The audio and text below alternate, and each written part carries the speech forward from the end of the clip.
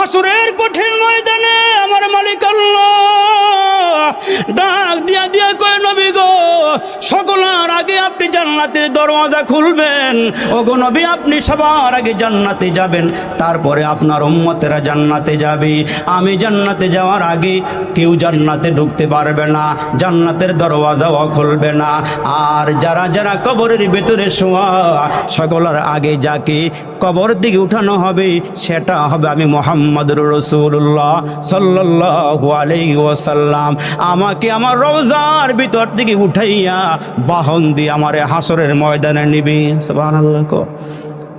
তাহলে আমাদের নবীর দাম আছে না নাই? সবাই বলেন না কেন? দুশ্মনী আছে নবীর লগে? আওয়াজে বোঝা যায় মনে হয় আছে। আমার নবীর দাম আছে না নাই? একসাথে বলেন আছে না নাই?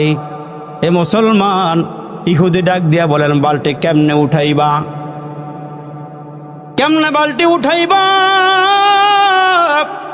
আমার নবী ডাক দিয়া কয়, আমার বিনিময়টা আমারে দিয়ে দাও।